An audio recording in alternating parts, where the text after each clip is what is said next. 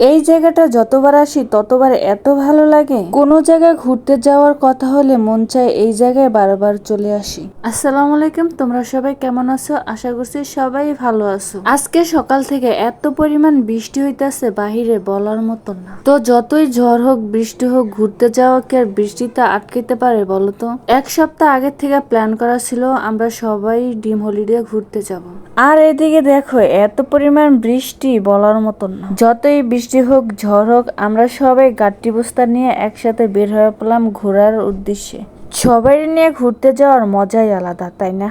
যতই ঝড় হোক আর বৃষ্টি হোক ঘুরতে তো আজকে যাবই। তো ফাইনালি আমরা চলে আসলাম অনেক ঝড় তুফান পার করে। আর এদিকে দেখো বৃষ্টিতে পুরো একবার নদী হয়ে গেছে গেটের সামনে। সাথে একটু আচার নিয়ে নিলাম, কারণ আচার না খাইলে হয় এত মজাদার আচার। শুধু দাঁড়ায় থাকলে হবে, টিকিট কাটতে হবে না। চলেন টিকিট কাইটা নিয়ে আসি। আর এদিকে আমার বোনের আর আমার বান্ধবী তো তর্স হয় না কখন গেটের ভিতরে যাইবো। এইবার নিয়ে 4বার আসলাম এই ড্রিম হলিডে পার্কে, তারপরও মন ভরে না। তো ফাইনালি আমরা 4 জনের প্যাকেজ কিনা ফেলাইলাম।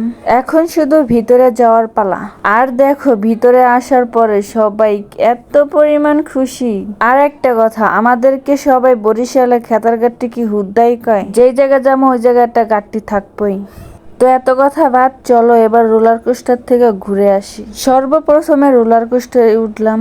মানে আমার এত পরিমাণ ভয় লাগতেছে আর ওগো কোনো ভয়ই নেই। ওরা কি সুন্দর হাসতেছে আর আমার এত পরিমাণ ডর লাগতেছে বলার মতন না। ভিডিও করতে যায় ক্যামেরা যে কই গেছে গা তার কোনো খবরই নেই। যতটা মজা লাগে ততটা আবার ভয়ও লাগে। ভয় লাগুক আর যাই লাগুক, ড্রিম হলিডে আইসি, রোলার কোস্টারে উঠবো না, এটা একটা কথা বলুন। তো অবশেষে রোলার কোস্টার শেষ করলাম। ড্রিম হলিডে জায়গাটা এত পরিমাণ বড়, মানে একদিনে মনে হয় ঘুরা শেষ করা যাবে না। যাই হোক, যেই পরিমাণ বৃষ্টি হয়েছে ভাবছিলাম তো ঘুরতেই পারবো না। পার্কের ভিতরে আইসি পরে বৃষ্টি থেমে গেছে। কতদিন ধরে আশায় ছিলাম যে কবে আসবো। যারা যারা ড্রিম হলিডে আইসে তারাই শুধু বুঝতে পারবো যে ড্রিম হলিডে পার্কটা কত পরিমাণ সুন্দর।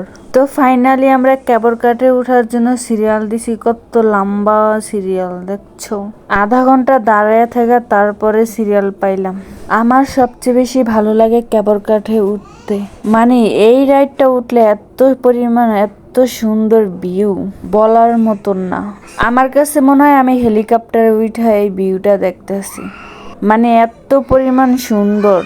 ভিডিওটা যে করছি মনে হয় ড্রোন ক্যামেরা দিয়ে ভিডিও করছি।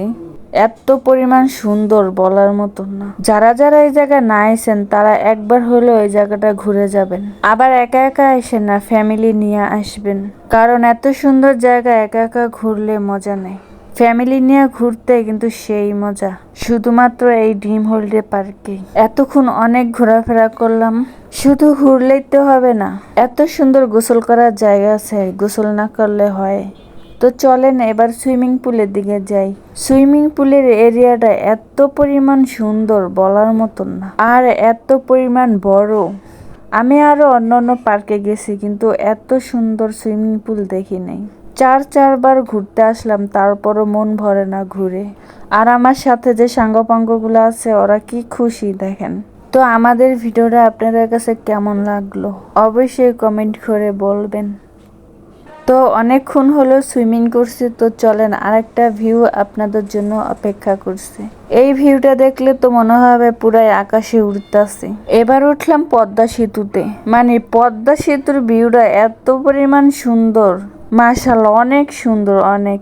যারা যারা পদ্মা সেতুতে উঠতে পারে না তারা এই জায়গায় আসলে অবশ্যই উঠতে পারবেন পদ্মা সেতু, আর এত সুন্দর ভিউ উপভোগ করবেন। তো আপনার সবাই ভালো থাকবেন, সুস্থ থাকবেন। আল্লাহ হাফেজ।